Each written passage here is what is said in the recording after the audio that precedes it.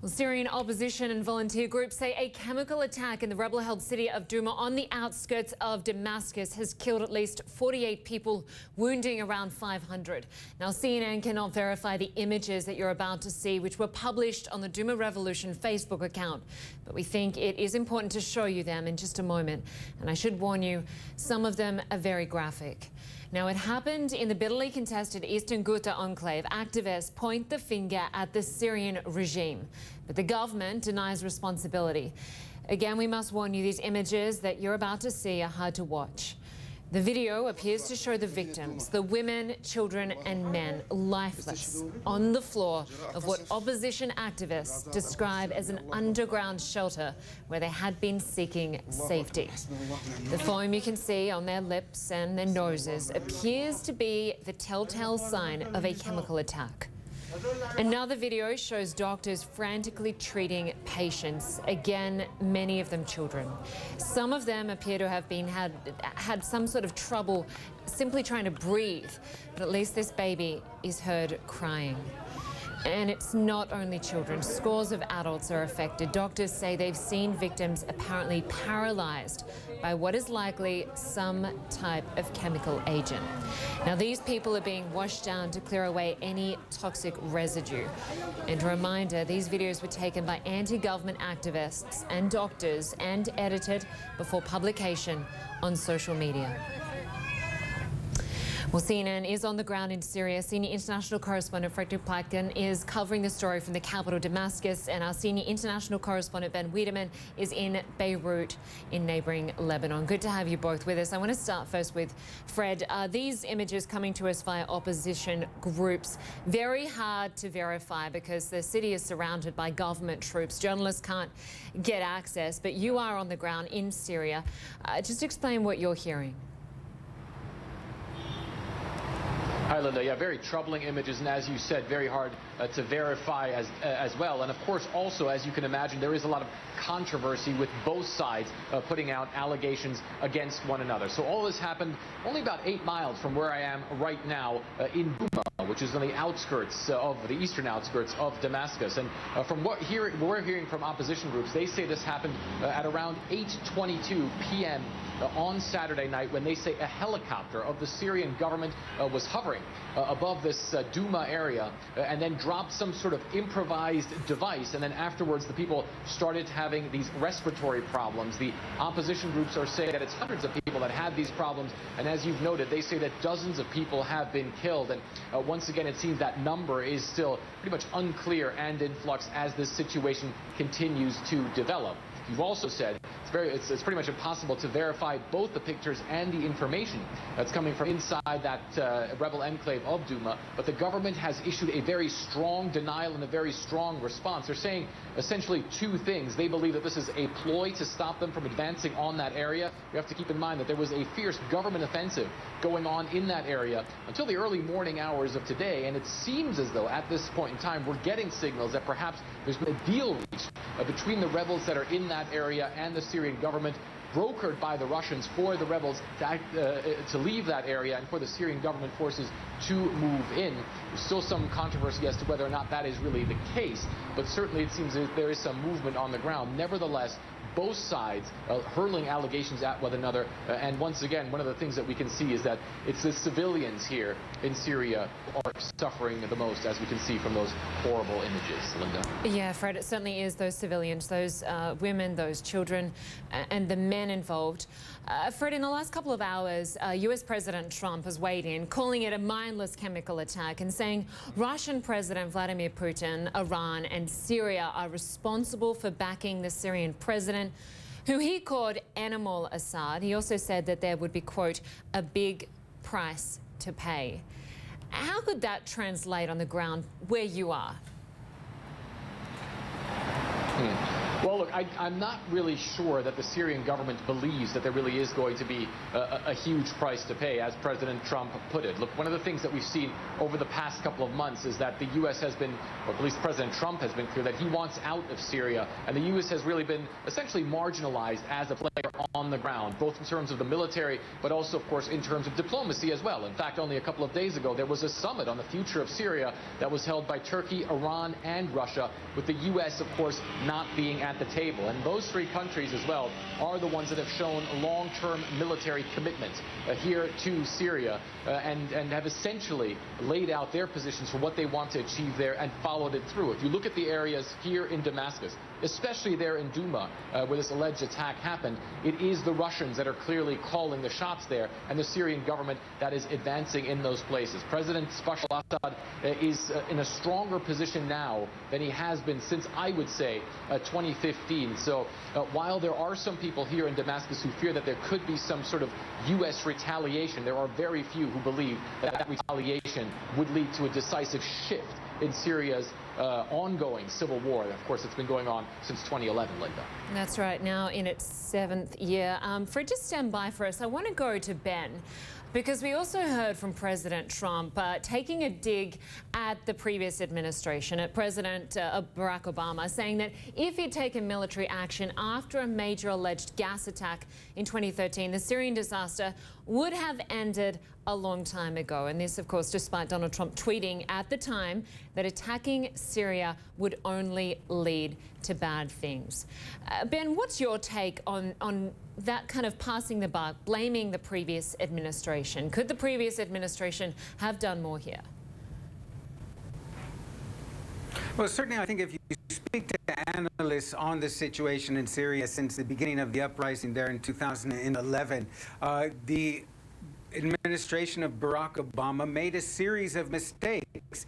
First of all, it called for the overthrow of the regime, and then Barack Obama set out the red line, the use of chemical weapons that Bashar al-Assad should not cross.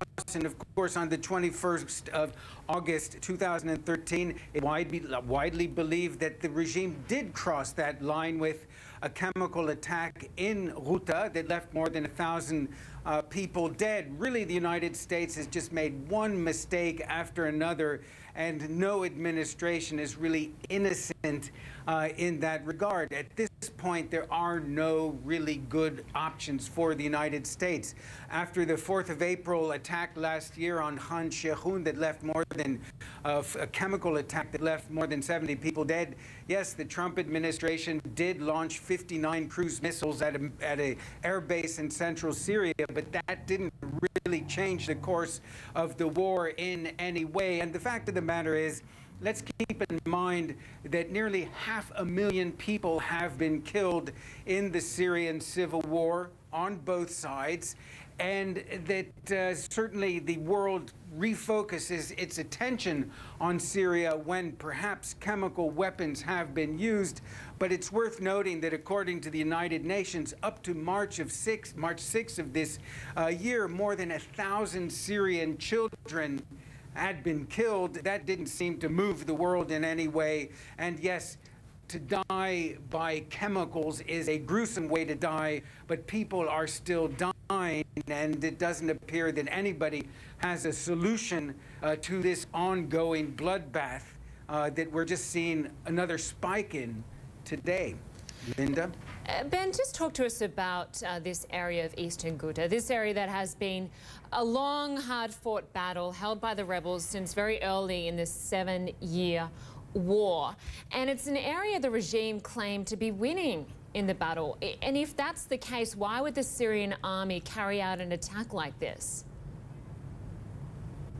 Well, that's a very good question, and a question many people are asking, that given that they've retaken almost all of eastern Ghouta, and really, obviously, the rebel faction that's left in Douma, which is called Jaish al-Islam, the Army of Islam, supported by Saudi Arabia, has really got its back against the wall. And we saw that over 10 days before the resumption of hostilities, there were negotiations for the evacuation of those fighters to northern Syria. So it's not at all clear why the Syrian government would use these chemical weapons, which have refocused world attention on the situation in eastern Ghouta. So it's a good question. Now, it's obvious why the government wants to crush this pocket of resistance outside of the city of Damascus, because it really is a suburb of Damascus, and it has been the source of regular mortar and rocket fire into the capital.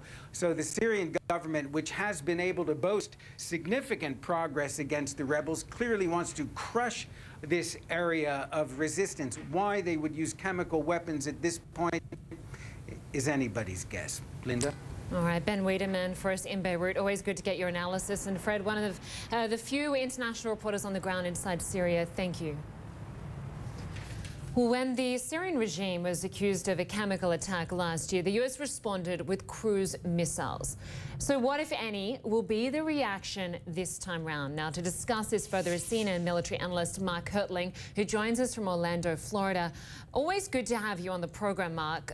When we look at what happened last year and the way President Trump responded, is it enough to deter the Syrian regime? And if you were in the White House right now, what would be your advice?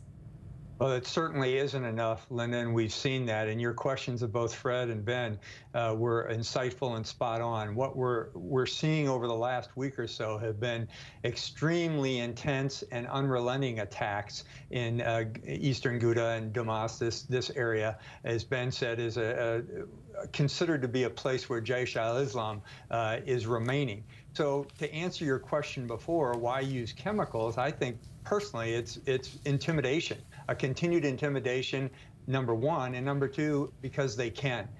Going back to your question is, what kind of advice would I give? I'm not sure right now, because we are so far into this fight, a civil war, where Russia has made themselves known, where the Iranian influence has been certainly contributing to the situation to support Assad, and where now Turkey, a NATO ally, is becoming involved in the northern part of Syria. It's just becoming more complex rather than less so. So it has actually closed some of the options that the president has, and President Obama said himself that this was the biggest failure of his term in office, and I think you're going to see the same thing that President Trump will say. He is put in a very hard position right now because he has promised to retaliate again if chemical strikes were used again by the Assad regime. They have been. Russia has already warned against conducting those counter strikes, and it's becoming more intense as we're talking about the potential for a proxy war between the U.S. and Russia. And speaking of that, and I guess the conundrum that the U.S. president faces, let's just take a listen to what President Trump said last week about Syria. We'll be coming out of Syria like very soon. Let the other people take care of it now. Very soon. Very soon we're coming out. That message was just hours after the Pentagon highlighted the need for U.S. troops to remain there for the immediate future. It seems that the president, it's a tale of two Trumps, whether to pull out very soon or whether to take the moral high ground and respond to a chemical attack like this. How does he reconcile those two things?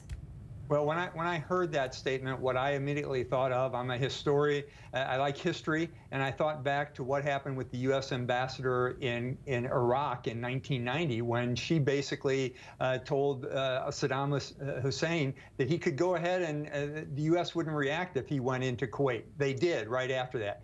There was a signal sent by this. Words matter on the world stage. When President Trump said that, countering the things that both his State Department and his Defense Department were saying in terms of increasing the number of military forces there, it certainly sent a message to Russia and Iran and to Syria that he didn't want any part of this fight. Let's give it, let the people in the area take care of it, I think is what he also said. So they're taking care of it today. And it's just an indicator that words and tweets are not a strategy. You have to have really an understanding of how you synchronize all these elements within an administration. So is the fear that those sort of words could embolden the Syrian regime, that we are going to pull out quickly, knowing that once the U.S. leaves, the remaining powers are virtually all on Assad's side? I think they have emboldened the Syrian regime. It's the same kind of things that happened in the last administration when we were talking about troop levels and troop strengths in both Iraq and Afghanistan. When the enemy hears those sorts of things, and in this case, the enemy is the government of Assad, they tend to do things that they might not otherwise do. So I think we're making, as a country, the same mistakes we've made multiple times, as Ben Wiedemann said, throughout this campaign against Syria. CNN military analyst Mark Hertling, always great to get your perspective. Thanks so much for joining us. Thank you, Linda.